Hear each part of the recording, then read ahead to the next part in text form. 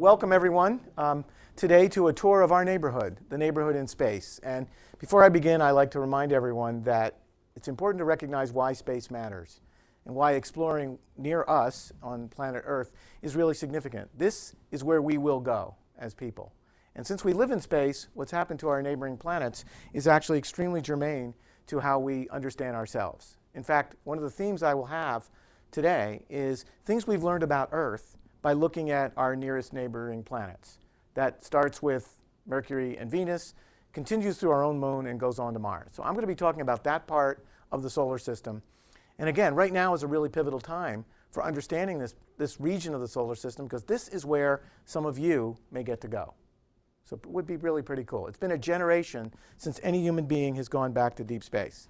So we're going to talk about Mercury, the moon, Venus, the Earth, and Mars. These are the worlds that formed in the same neck of the woods as our planet. Now, a lot of people forget that the planets were all born in a rather tumultuous event about 4.7 billion years ago. A lot of energy, condensing matter, probably a lot of dark energy and dark matter that we don't understand yet.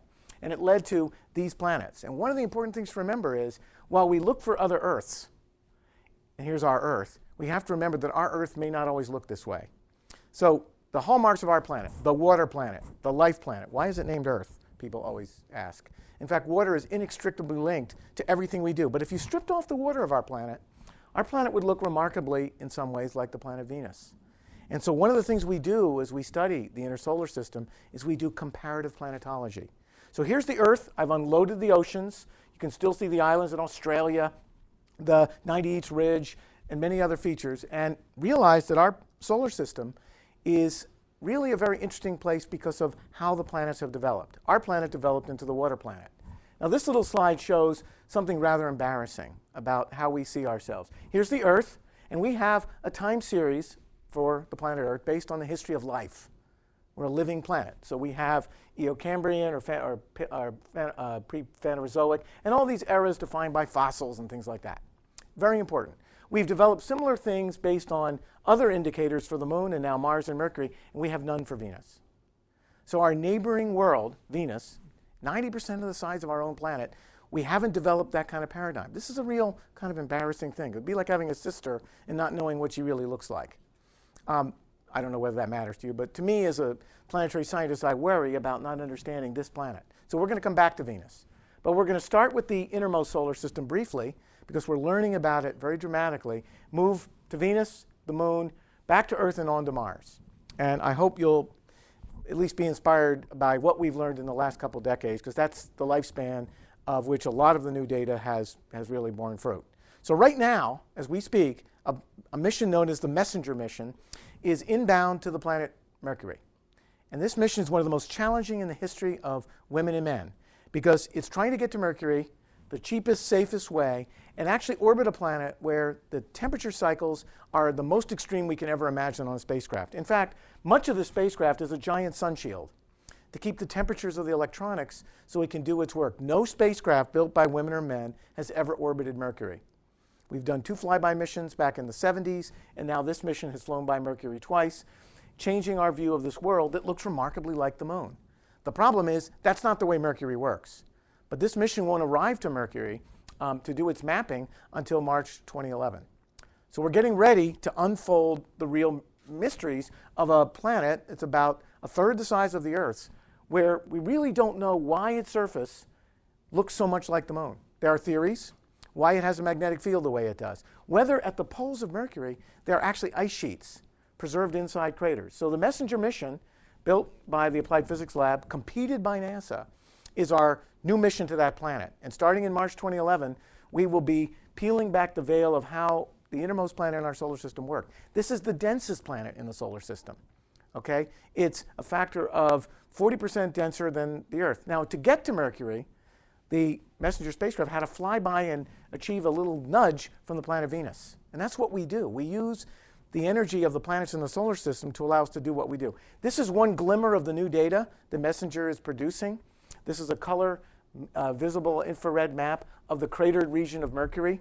The colors represent different chemistries. We see areas that are blue, coated with a different type of soil or regolith. We see these large compressive features. We think Mercury puckered because of the incredible thermal load from being so close to the sun. We see fresh craters where you see color patterns of the things that were ejected from them. So there's Mercury. I wish I could tell you how this planet put itself together, because we don't know. However, we have a mission to go. It's not a place we would likely send any of you. Temperature extremes would not be prudent, as a former president once said. So missions of exploration to the planets in this coming decade will revolutionize how we see our innermost planet, Mercury, and move on to other worlds. So this is just one little piece of the data about Mercury that we will have from global. So let me turn to the planet Venus. How many of us really think about Venus? Let me stop this for a second. Here's Venus in the night sky. You can see it tonight, a bright fourth magnitude feature. It's the brightest thing in the sky other than the moon. This is a winter shot from the last winter. What's interesting about Venus is a lot of astronomers are now coming to think, as we look for other Earths, we better keep our mind's eye open to Venus. What makes Venus interesting? Big, okay. Some of us might think that rocky planets can only get as big as those we have. They get too big, they break apart. They don't have enough internal strength. Secondly, it has a huge atmosphere. If you were standing on the surface of Venus, and I do not recommend that, very hot, if you were, the density of the atmosphere would be slightly, about 10 times less dense than water, and it's a gas. So it's actually a supercritical fluid made of carbon dioxide. So imagine how that kind of planet works. It's more like the gases coming out of the uncapped oil wells down deep in the ocean than anything we can imagine being here on planet Earth. So Venus, the morning star, sometimes the night star, I might add, is really an enigma. Giant atmosphere through our eyes, that's what all we see. A fuzzball, cloud decks. We know those clouds now are partly comprised of sulfuric acid droplets and other nasty caustic chemistry. There have been more than a dozen missions by the nation formerly known as the Soviet Union to explore Venus. The United States has sent 2 missions to Venus, specifically one in the late 70s and one called Magellan. But this is the view you'd see of the super rotating outer atmosphere. Now, in the early 90s, the United States mapped 98% of Venus with a mission known as Magellan using something called synthetic aperture radar. These globe views show the planet seen by radar at about the scale of, the MODIS instrument on our Earth observing system, Terra. And here's a map, and I'll stop this, of one region of Venus, one hemisphere, and the big features you see here are each the size of the United States. They're huge. This is a giant mountain system with rift valleys and other features, and basically what you see here is color-coded topography with radar backscatter. The problem is the scale you're seeing is weather satellite scale. As planetary scientists, as people, we're used to the scale that we feel and touch and walk as geophysicists and others. So the scales we have for Venus aren't enough to tell us what made that. Are all these blue areas places that are low because at one point they were oceans? Wouldn't that be cool? Today, the present conditions for Venus would not support the existence of liquid water. The average surface temperature, 450 degrees centigrade. Average surface pressure, about 100 bars, okay, 10 megapascals. This is not the kind of place you'd like to go. Not the place we're thinking about for human exploration. However, in the story of Venus is a story that we need to be aware of for our own planet. And this is very important. So there's the visible Venus. Big atmosphere, the actual outer atmosphere super rotates. In a period of 2 days, the whole atmosphere goes around, sort of like our Earth's atmosphere. The lower atmosphere of Venus that you see here through the eyes of radar slowly rotates retrograde. So in fact, a day is longer than a year on Venus. Imagine that. Why Venus doesn't have natural satellites? We don't know. Venus doesn't have an obvious giant magnetic field. Why not? Big, hot planets tend to have those. Earth, Jupiter, Mercury. What's going on? We don't know. What made Venus' climate system today hellishly hot, caustic, not friendly to life, possibly superoxidizing? What made it that way? Was it born that way? Very unlikely. It's hard for a planet to be born that way for many reasons. So what made it go into a runaway situation? Again, we don't know. The last mission to Venus was by the United States, which made these beautiful maps, was in 1991 to 1994.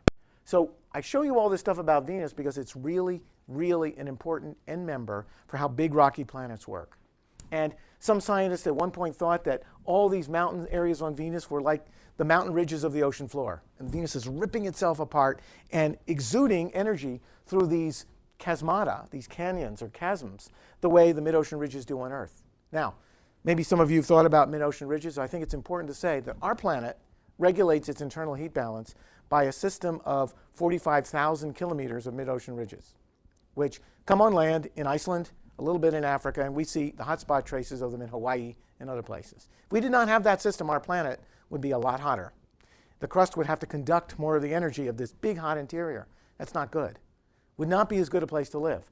Well, here we have an area, the United States would fit right here. Here we have an area called Avda Regio, part of Aphrodite on Venus, connected by all these deep, deep canyon systems, perhaps like mid-ocean ridges, or I'm sorry, mid-ocean trenches. But again, we don't know, because the scales we see are inadequate to resolve that. There are measurements of the Venus atmosphere measuring the isotopes of hydrogen that suggest Venus once had global oceans that would have filled all these low blue areas, oceans of water. That's a possibility. If it did, Venus may have been a habitable planet. In fact, early in the history of our sun, some scientists think the sun was less luminous, a little less hot. It sort of flares for a while, cools down, and then it, well, eventually dies. That Venus would have been right in the habitable zone. Imagine that. Two big rocky planets with oceans in the habitable zone. One went one way, the other went the other. So as we look at the Venus atmosphere and the Earth atmosphere, we're reminded that there's a lot of the story at scales that we people need to get our grips on. So this is an artist rendering, because we don't have any data, of what the hilly ridge plains of Venus, these areas we call tessera, might look like. There's even new data suggests Venus may be erupting today, like the volcanoes on Earth, like the ones at Eyjafjallajökull in Iceland or other places. This is a possibility. Again, without robotic remote sensing, understanding what these weird landscapes, here's a giant impact crater on Venus, this is the spiderweb terrain. Understanding all this stuff is hard. I mean, if I showed you those maps and pictures made by landers that look like this, you can recognize the Russian writing on those landers, you'd wonder. In fact, the longest surface operation on the planet Venus in the history of humans that made this image was for roughly 2 hours. So imagine having to do all your work, whatever you're doing, in 2 hours. It's kind of like a sprint. Here you see the lander view from the Soviet missions in 1982, CCCP, USSR, lens cap, of course it fell off, good thing, and the view from the other one. So this is our complete data set. You've just seen it in 10 seconds of the surface imaging of the planet Venus. In contrast, for Mars, we have a terabit of images from the rovers and other things. So let me stop for a minute and just put it in perspective. Biggest other planet in our solar system that's rocky, Venus. Jupiter's a gas giant, of course, Saturn, and others. We know less than we did in perspective about Venus than we did about the Earth probably in the 1940s. So in the space age of the last 51 years, we haven't filled in the textbooks on Venus. Who knows what it might tell us about how our own climate system works. So here's Earth, large climate system recorded in the atmosphere. This is from a shuttle flight, and you can see our moon. Now, one of the things interesting about the Earth is we have a very large natural satellite. Now, a generation ago, when I was younger than you guys, we actually sent multiple human voyages to the moon. And you might say, why did we do that? It was brash, brave, bold. We went to the moon because, in fact, it was better for us to develop the systems for people to go fly to the moon in command service modules with capsules than robotically. We actually, those days, did not have the robotic capabilities to do what we do today. You guys have grown up in a generation of robotic IT infrastructure. When we went to the moon and saw landscapes like this, from the field of view you'd see flying over, we went with human eyes the first time in December 1968. So the Apollo program took us to the moon. And you might say, well, you know, what did that do for me? Well, aside from Tang and Teflon, what it did do for the United States was develop not only precision navigation, which we use now, been mapped into GPS, but it also developed the first large-scale integrated circuits, which we needed to go to the moon. Here you see Buzz Aldrin coming off the lander on the first visit to the moon on Apollo 11. We, of course, erected aluminum guy wire flags. It was a big engineering challenge to do that, by the way. We developed the highest land speed cars on another surface, the lunar roving vehicles. And we went to the moon and brought back a legacy of a history of another world in 890 pounds of rocks. We actually set amazing speed records with these things they drove. We left our name tags on there. There's John Young's Apollo 16 mission. This is the legacy of human exploration. In the first decade of NASA, we not only built weather satellites, started missions to explore the outer solar system, but we sent people to another planet. Now, how many of you realize the last time any women or men ever left the protective magnetosheath of our planet was 1972 on these missions? Now, let me stop here. This is a famous picture. In November of 1969, the second of the Apollo surface missions, Apollo 12, Commander Alan Bean went and sampled the lens of a robot we had sent to the moon 3 years before. You might say, okay, sounds pretty cool. He actually landed about 180 meters from, with his lander craft, the LEM as it was called, 180 meters from that, across a distance in space of 400,000 kilometers. Now, do a little math, pretty good navigation to go that far in deep space and land that far. We were then in a missile race. Apply that to the missile race of the late 60s. I think you can all do the math. This was one of the greatest technology feats in the history of the 20th century. Precision navigation on another planet across the abyss of deep space. We actually discovered that the lens of that vehicle had been contaminated with a type of bacteria that survived 3 years in deep space, no air, water, deep space radiation, solar flares, came back, put it in a petri dish, cultured it, grew. So life is tenacious. And we worry about that as we explore planets where we're asking, are they alive? What if we bring ourselves to those planets and then we discover that we're there? Okay, that's a great result. So as we think about astrobiology, where life works, even on the moon, an absolutely airless world throughout its history, we brought life there, not only us in Commander Bean, but in others. So this was a major thing. This is my favorite picture of the moon. This is 6 kilometers looking back at the spacecraft that carried Apollo 17 to the moon across the hills of Taurus Littrow. That was the walk back distance. If all had gone bad, the guys had to walk back that far to get home. Of course, we drove around, we sampled rocks, we did a lot of geology. I'm a geologist. This is really significant to me. One thing we learned about the moon, it's old. The first rocks told us, famous picture, that when we look at the moon, we're looking at a surface that's frozen in time. It's a fossil planet. Everything you see, including the seismic network we stood up, is recording a history of something like 3.7, 3.8 billion years. How many rocks have any of you seen that are that old? None. The first billion years of Earth history has been wiped. So the attic of the Earth is recorded in the story on the moon. And that told us a lot about ourselves. Here's a famous picture as we left the moon for the last time, coming home to the Earth. So that's the last time people have gone into deep space. That's a bold thing. Now, this is what it looked like landing. Of course, you've all heard the story of what Neil Armstrong had to do to free fly his vehicle. I love to show the drive. The land speed record here was about 16 kilometers an hour. Just for scale, the Mars exploration rovers move about a 50th of that in their speed. So these guys were trucking.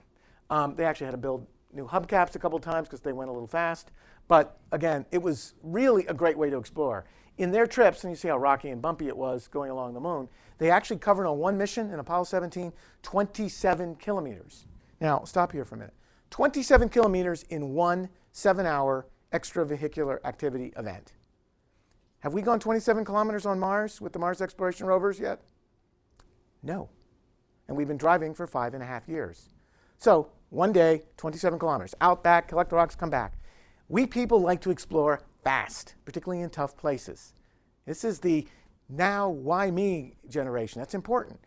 When you move things to the robotic time space, you can freeze time. You can move more slowly. And so one of the things we do in exploring planets and the deep sea floor is we change the time scale. So if it takes a week for a rover to go 100 yards, well, too bad. We'll wait. The robot is doing the job. So the moon now is a new place. It's a new place because of an armada of robots that have gone to the moon in basically the last 5 years. It started with the Japanese. A brilliant mission known as Kaguya, also called Selene, has been at the moon. It ended its mission last summer, but it produced beautiful HD TV quality fly-arounds of places on the moon. These are some of the biggest mountains on the moon. These are 4-kilometer high central peaks of the crater Tycho. The crater Tycho, we think, was formed about 95 million years ago when dinosaurs roamed the Earth. So this is a real mountaineering peak. John Grunsfeld, the astronaut who served us to Hubble, he'd like to go climb the Mount Tycho, or whatever we call it. But this data was collected by the Japanese mission that started in ushering ourselves back to the moon. So why go back to the moon? Everything on the moon happened a long time ago. The reason is the moon is a history book. On Earth, we're interested in what happened in the last, since the dinosaurs, since we've roamed the planet. But on the moon, we're interested in other things. For example, before the mission known as LRO that NASA Goddard launched, this was the best topography of the moon. If you wanted to land there, your accuracy of that landing site was good to 1,000 feet. So imagine coming in to land in Washington, saying, well, we hope the airfield's within 1,000 feet. Wouldn't be the safest landing. Now we have new maps that not only look better from an instrument built here at NASA Goddard on the Lunar Reconnaissance Orbiter, but the quality vertically is good to about a foot. So we can now plan landings more safely. We can go to the interesting places and land. So one of the things we're doing now with NASA's return to the moon with robots is mapping the planet at the scale that you guys can choose to use if you want to go back to that planet. We didn't do that with Apollo. We went with elegant engineering and brute force to the safest places we can get to. Turns out the moon's also interesting for another reason, probably something you've seen on Jeopardy.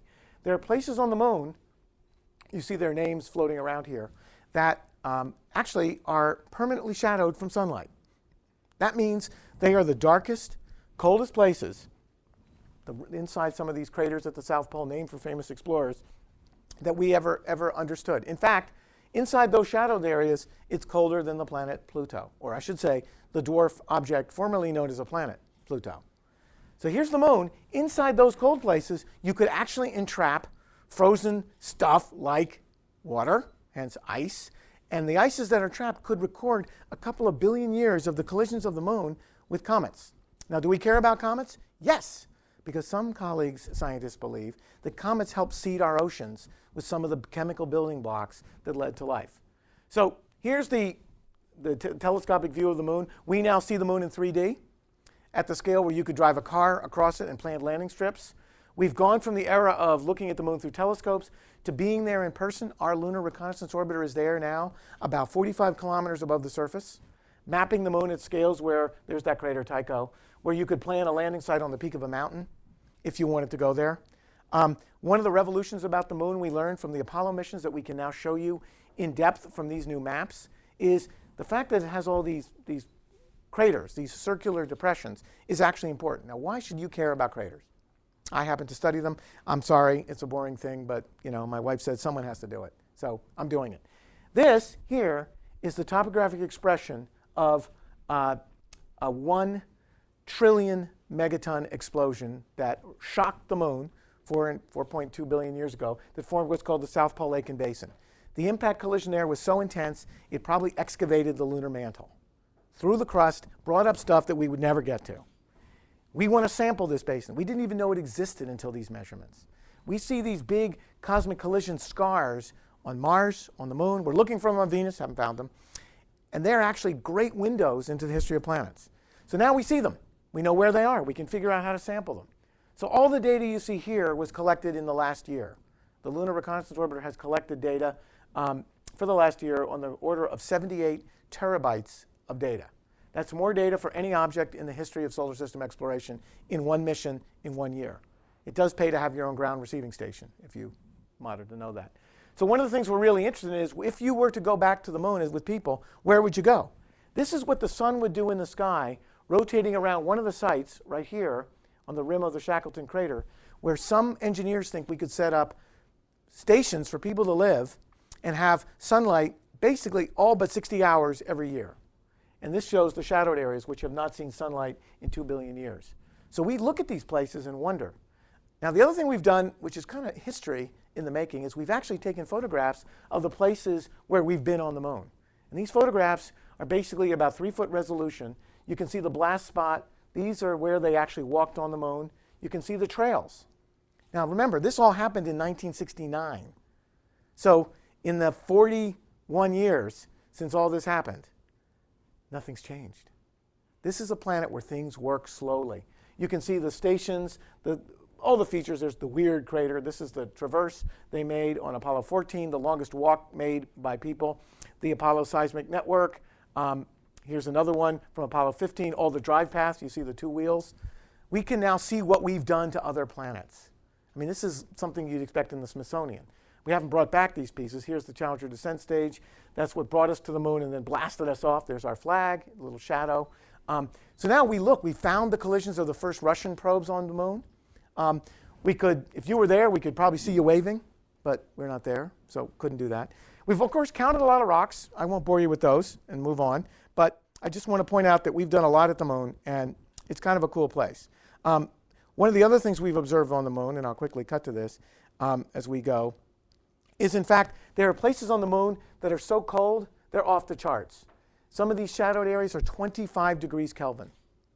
That's cold, folks, colder than liquid nitrogen. We didn't know that. We've measured again the topography, and just a little summary of what we've already done with this mission known as LRO. Starting in September, the Lunar Reconnaissance Orbiter, built right here, some of you may be working on it this summer, will transition into a science mode. Now this is a view of the place, right in that shadow, where the L-Cross collision occurred last October 9th.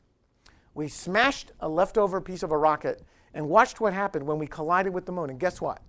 It kicked up the kind of stuff that can be vaporized, like we think water, hydrogen, and even mercury, the kind of mercury in your thermometer. So these are views of the moon as if you were flying in a helicopter across the surface at about, in this case, about 50,000 feet. Pretty cool. This is the L-Cross experiment. It was co-launched with LRO. It took its time getting around to the moon. This is the flight dynamics that is something that's pretty amazing that we can do. We threaded the needle of the rings of Saturn. We went to the moon with it, and in fact, you can see what we did to get there. So there's LRO went straight. This thing looped around for a while, actually for almost a year, and then collided with the moon. And the experiment was incredibly successful. Research papers are coming out in Science Magazine in the next month. So we're very excited about that. But L-Cross was an example of women and men using ingenuity. They had something. We used LRO to target where to go, which we did, and then we collided the spent upper rocket stage with a small shepherding satellite with the moon, making a crater, exposing dirt, vaporizing, we think, ice, and measuring its signature. So you might say, well, were we allowed to do that? We were. As a planet that we do not think is a life-bearing planet, this kind of experiment is allowed. This kind of experiment would not be allowed on the planet Mars, because we think Mars may or may, well, possibly had life.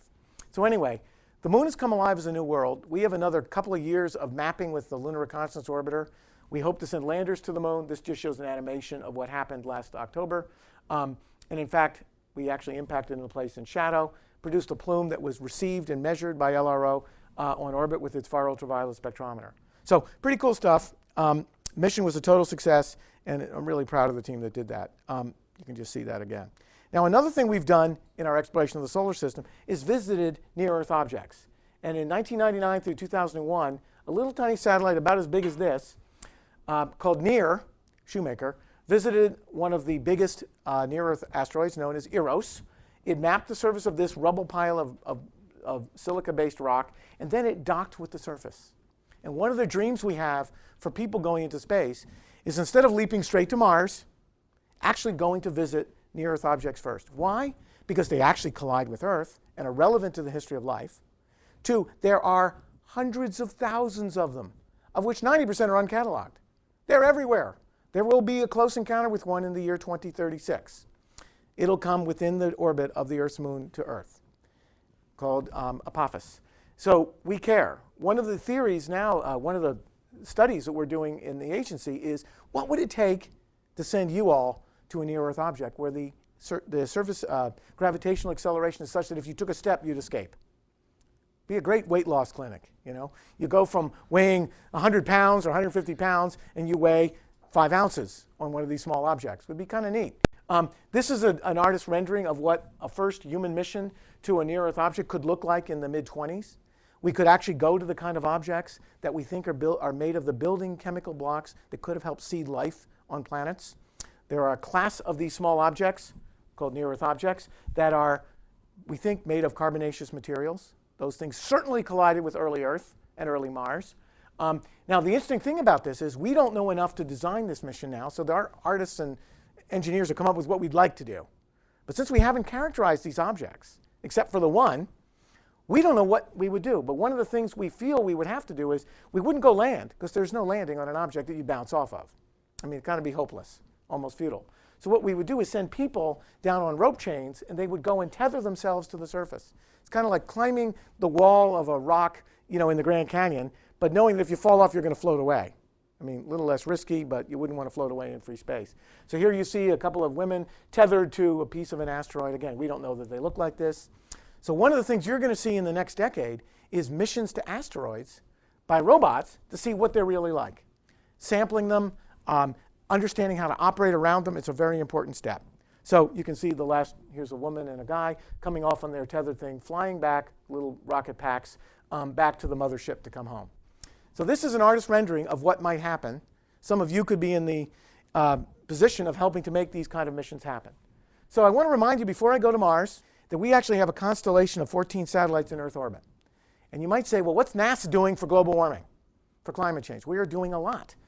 Very often the things you see on the Weather Channel every now, it's the weather like today, it's going to rain again, sorry. Or the Snowmageddon we had this last winter here, great fun by the way, is informed by these satellites. We actually can produce a global mosaic of the entire Earth's surface every day from the Terra spacecraft. We study the winds, we have exploratory missions, we study the nature of how the oceans work. This is part of what we do here at NASA Goddard. We do it in partnership with other centers like JPL. So the Earth is a planet. Why should we neglect it? And by watching how it moves and changes, particularly its atmosphere, oceans, and land cover, very quickly, we get a little impression of how our own planet works. Now, one thing NASA's done in the last couple of years, probably none of you heard about, but I have to feel that I talk about it. We've actually mapped the polar ice sheets in exquisite detail. This is a flyover rendered completely by computer of the calibrated Landsat mosaic of Antarctica. It's a fingerprint for the state of ground-covered ice for our planet. If that changes too much, that tells us something. We've watched over the last 20 years the retreat of not only mountain glaciers, but of the ice sheet in Antarctica. Pieces the size of Delaware have broken off. This is a concern of ours, because the runaway rate of these changes may be normal, but we haven't experienced them as humans who are aware of it ever in our history. In the Middle Ages, I think people probably weren't aware of anything. But now they are. We are a living planet. We talk, we breathe. And when you see recessions of the ground lines of ice that are so rapid, we get worried. The other thing we're able to do is take stock of the biological health of our planet in 2D. This map of the ocean color and related quantities allows us to see the state of health of biomass growing in the ocean. And these big dark purple and blue zones are areas where there are less living things. And we can do these kind of mappings from missions like CWIFS, from our MODIS, routinely. You can see blooms of high biological production in the oceans, of course the greens on land, and the deserts. One of the things NASA wants to do in the next decade is do this in 3D. What's the biomass of the forests? How is the carbon system changing? This is critical. And so we have mission plans to do that. So the Earth is a planet. It's a living planet, the only one we know. We're looking for Earths. So here's Earth in the living planet stage. And this is what we do in our Earth Science program, again, superimposed on that. So what about Mars? Everyone asks me, was Mars ever like this? Is Mars truly the astrobiological planet that we all know and love? Well, for the last 15 years, all of you who have cared to notice have witnessed the greatest robotic era of exploration of the planet Mars in the history of women and men. We are at a time of every time we go, it's a new revolution in how we see the planet. This flying around I'm showing you now was something I dreamt about when I first came to NASA now 25 years ago. This is Mars in 3D. The hot colors are high, the other colors are low. This is the South Polar Ice Sheet. We now know it's made of water ice. Before this mission, the Mars Global Surveyor, we thought it was all frozen carbon dioxide, dry ice. It's water. Sorry about that, folks. This is the North Polar Ice Sheet, the great hockey puck.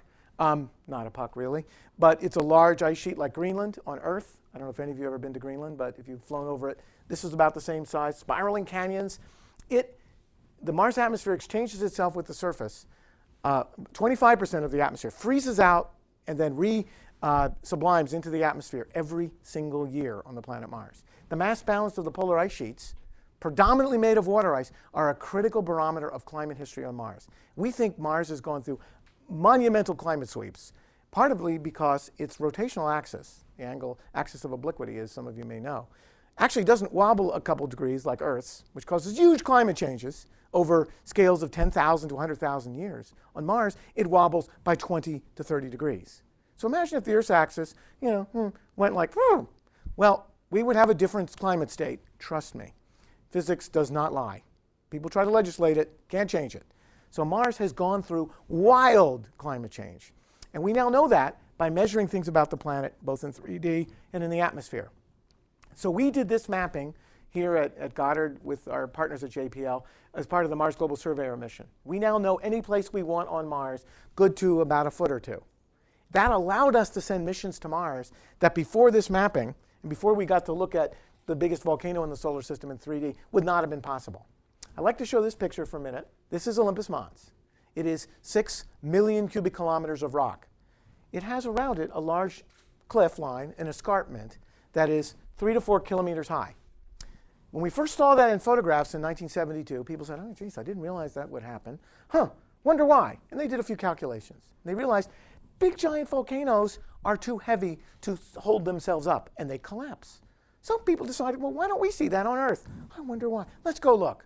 We looked all around the big volcanoes of Hawaii. They all have big flank collapses like that, only they're underwater. Never saw them. What happens if a whole side of a volcano, like all this part, collapses? On Earth, it moves stuff. If it's underwater, what's it going to move? Water. What's the water going to do? It's going to turn into gigantic tsunamis. Gigantic tsunamis that could actually affect the coastlines of the Pacific in the United States, in the east from other places. So we discovered by looking at Mars how some aspects of our own planet work by just observing them. So this is one of the discoveries where planets informed our own history. On Mars, we have a system of giant volcanoes. We also have Mars seen now here, where we've taken topography and imaging from one of our satellites, Odyssey, and put it together. We do have little mini tornadoes on Mars all the time. And what we also have on Mars, which is so staggering, aside from impact craters, is the solar system's largest canyon system. You might say, well, how did little old Mars, 38% the size of the Earth, okay, not big enough to have worked the way the Earth did, produce a canyon system here that makes our own Grand Canyon dwarf in comparison? How did it do that? Why does Mars work so different? Here's Los Angeles for scale. You can see 7.2 kilometers. Our Grand Canyon, I'll show you in a minute, would fit in one of these little spare canyons. And if any of you have been down in the canyon on a mule, I think you'll know, that was a joke. The mules are a little bit nasty at times, but they are fun, actually. So this is a canyon system that goes 3,000 kilometers across the midriff of Mars. Why is that? What ripped apart this planet with a crust and possibly with a water history unlike anything on Earth? That's one of our conundrums, one of our enigmas. So here we are flying up one of those canyons seen from Odyssey and our Mars Global Surveyor. The Grand Canyon for scale would fit right here. So if any of you have been there, it's pretty big, pretty dog. You don't want to fall in. They do lose a few every year, I've been told. But so one of the things we learned about Mars then, the scales of things that operate on Mars, climate, are different. So in 2003, we launched a pair of twin rovers. Golf cart-sized rovers, solar-powered, to get the Mars program back to the surface. We intended them to last 90 days. Today, basically 5 3/4 years later, they're still going. Pretty good design by our engineers at JPL. These rovers, in moving at the pace of a giant tortoise about an hour a day, that's their pace, have uncovered things about Mars that you can only see from the surface. First thing they learned, crawling along the edges of things like craters, there's the Opportunity rover, is that there is a history of water on Mars in all of the rocks. While it looks as dry as a bone, actually, if you look closer, this is the Victoria crater that we spent a year at, as seen as we started the drive around and went into the crater. We realized in the layers exposed in this crater and in some of these rocks are history of minerals that can only be made in the presence of water. We have no physical way, good old chemistry doesn't lie, to make them. So while Mars may look as parched as anything we'd ever want to think about today, the history of water is there in the rocks. And if we could go to places more interesting than these flat parking lots with a few craters, we could get to places where the history of water in the rocks could lead to preservational environments, the kind of which on Earth preserve evidence of life. So our next mission to Mars, I'll show you in a second, is actually after that. Can we go to places better than this that expose Mars so we can ask, could Mars have been alive? And if it was, what are the signatures? I mean, imagine that. Are we alone? No. There were the Martians, whatever the Martians look like. So here you see Odyssey crawling down into Victoria Crater. Today it's heading far south. This is one of the great success stories of robotic exploration. Although it took 5 years to go as far as a couple of men and women could go in a couple of days, we did it for the cost of a James Cameron movie, not for the cost of something bigger. So robotic exploration is important. Now this funny view, you might say is about as boring as you can see. This is the real Mars. Swales of dust-like dunes and patches of, we think, sulfate-rich rocks covering about 10 or 15% of the planet. This is the real Mars, the Mars that humans would interact with. Problem is, these little dunes of fine talcum powder stuff aren't too good for driving robots in. They can get stuck. We got stuck for 40 days in this stuff with Opportunity. We backed ourselves out and escaped. But we have to build better mobility systems so we don't get stuck on the real Mars. Now, this funny picture is one of my favorites. I thought I'd share it with you for a minute. After driving around Mars in one place for a while, Spirit dug around its wheels. They're about this big, about a year ago, and discovered lots of basically silica in the soil. The white stuff is basically pure silica, leached out of rocks by the action of water. So in this dry place, perhaps less interesting than where Opportunity's been in Meridiani, we've uncovered the signature of water. We found minerals like goethite, for those of you that like minerals, again, made in the presence of water, typically on Earth, we think on Mars. So the dry Mars we see from remote sensing, from orbit, is actually telling us a history of water on a planet that I would call a water planet. Today, the history of water on Mars is masked by rocks like these that are typical volcanic rocks. These are basaltic rocks, we think. And so it's beguiling, as Shakespeare once said. So it's important to remember, every time we've gone to Mars, we thought we got it. Yep, Viking going to Mars, going to find life. Nope, not there. Go back to Mars, again with other missions, and this is the launch of our Mars Reconnaissance Orbiter, and we thought we'd see something, and we got something else. So in 2005, we launched the MRO, the Mars Reconnaissance Orbiter. And this was one of my dreams, to go to Mars with the kind of eyes and spectrometers that could see Mars as if we were walking on the surface. And MRO got to Mars. It has a big 65-centimeter optic flying right down it there. And it arrived at Mars, and it changed the way we see the planet. Typically, we see Mars at this scale, craters. Then, thanks to the Mars Global Surveyor, we saw Mars at this scale. Now, we see Mars, if you look in at the next frame, for now 20,000 places. Not at this scale. This is the typical scale that we get from the MRO, but at that scale. We can now fly over the surface of Mars for tens of thousands of places as if you were in a helicopter zipping over. At that scale, geology can become definitive. And this happens to be a gully site where these gullies once erupted fluids, Newtonian fluids, probably water. We don't absolutely know. They're stained by dust. But we've discovered more than 6,000 of these kinds of gullies, some of which have changed in the course of the last couple years.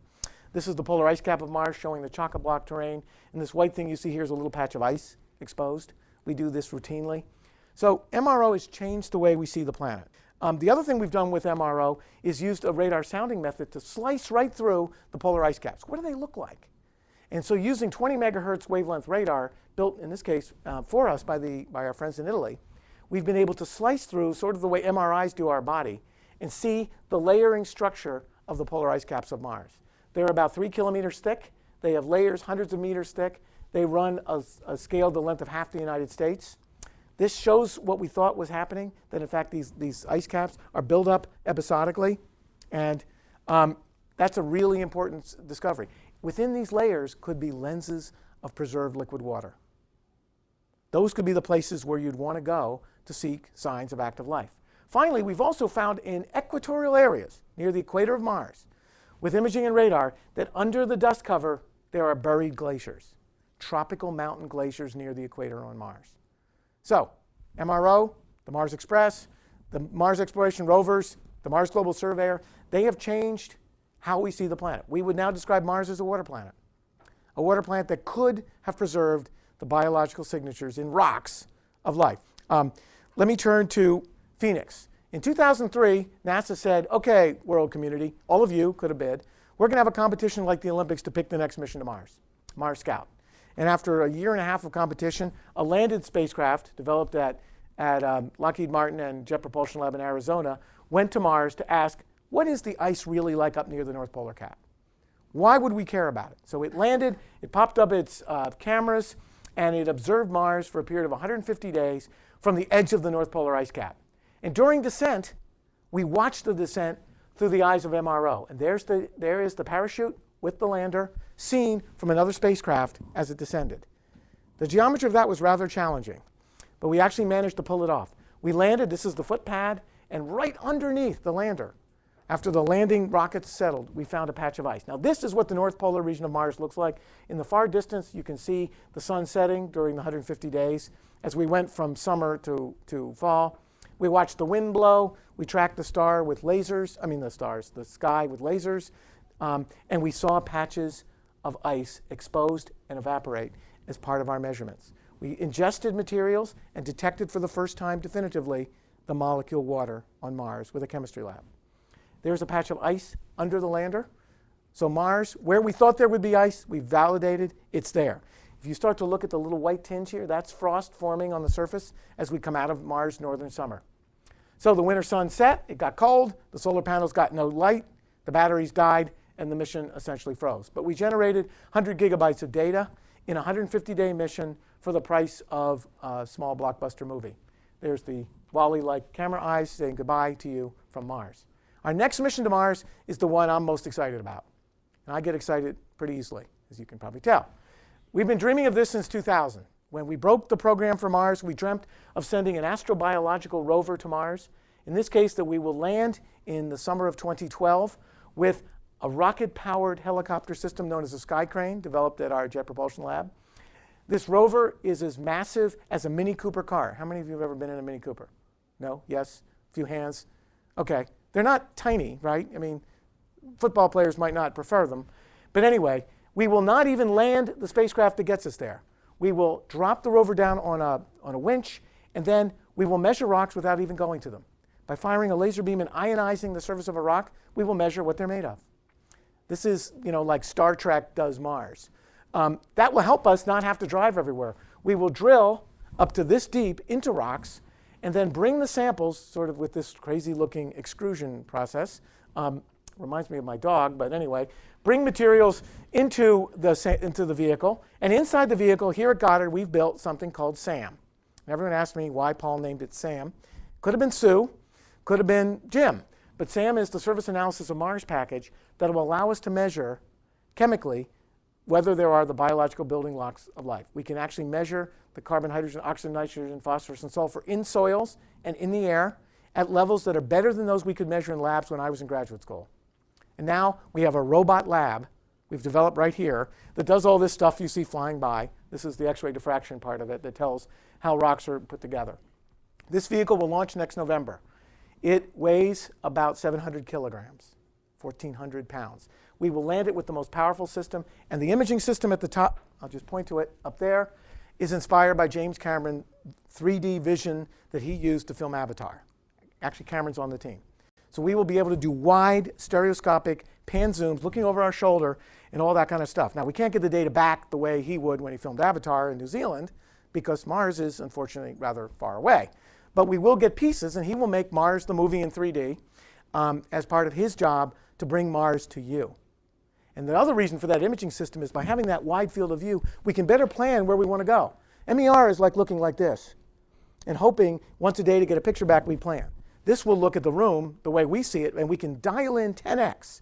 So I could look back and see what the camera guy back there is doing, make sure he's not making fun of me, it's okay, and check it out. We can do that with this vehicle. So MSL is our first mission to search for the building blocks of life.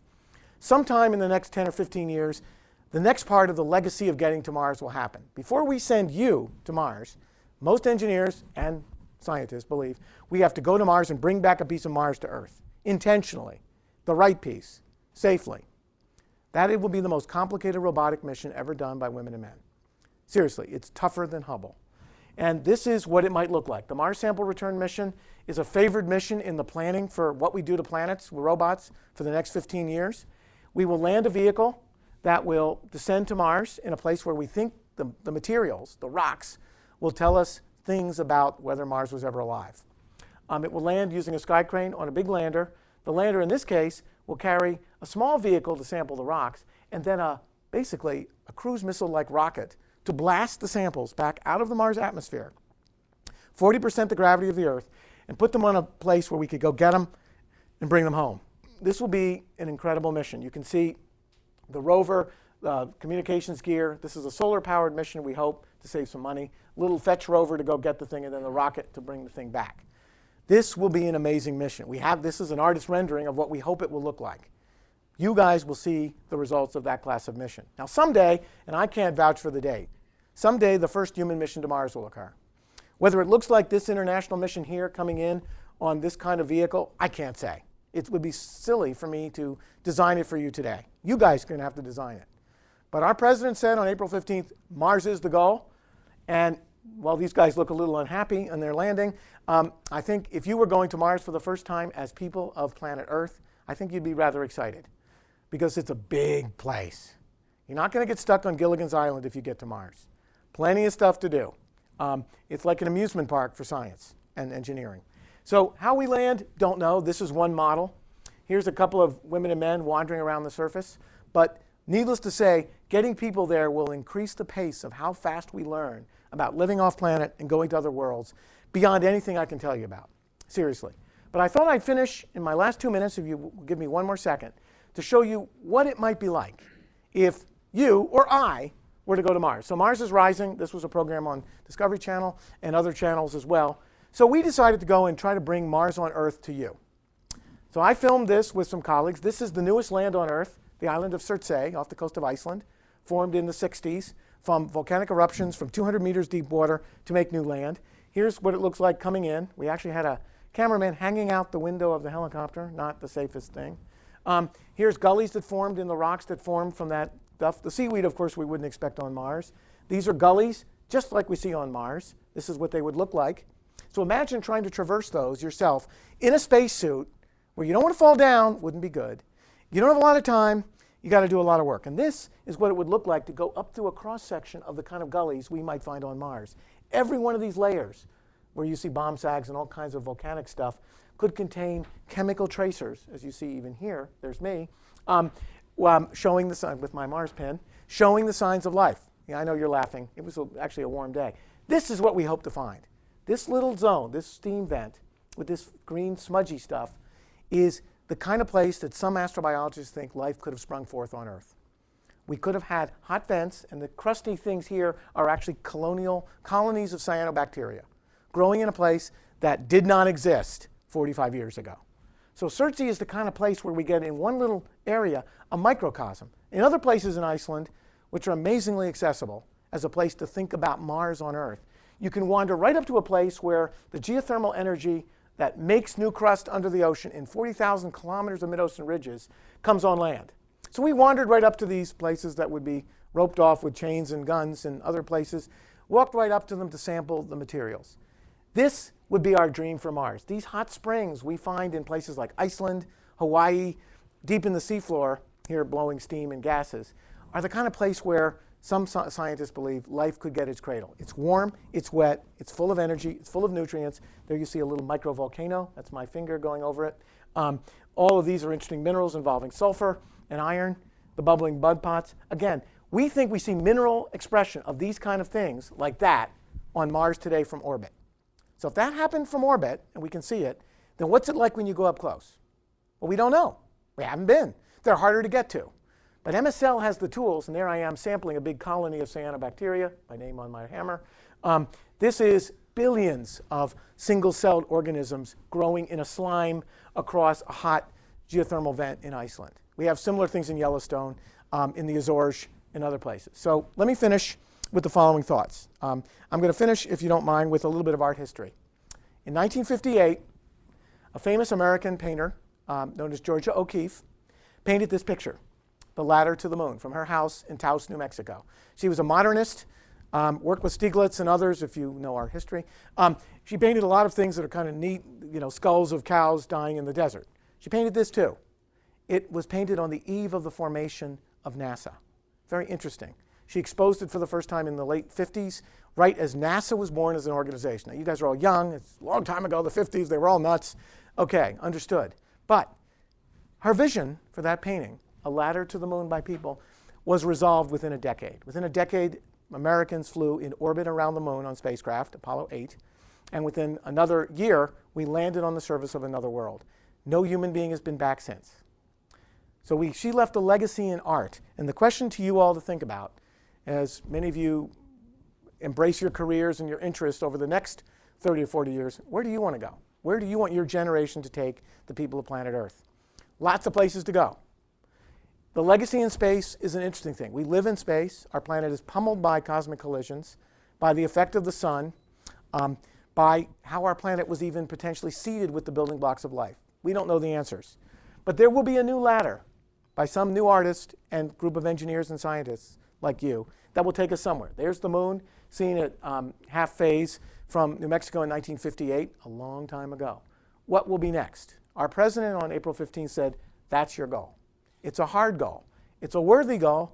The first nation or group of nations that get there will have boldly changed the way technology is done. And I don't know how you'll go. But if you choose to go, I promise you, because I've studied Mars my full lifespan, I promise you, you will find something literally earth-shattering. So it's a big solar system. We started with our own planet and looked at a lot of these worlds. Enigmatic Venus, tempting Mars, our own world. A lot to learn. But I think now is the time, in this time of scientific revolutions on these worlds, to think about where you're going to go. So the science is ready. I hope you're ready. Thanks very much.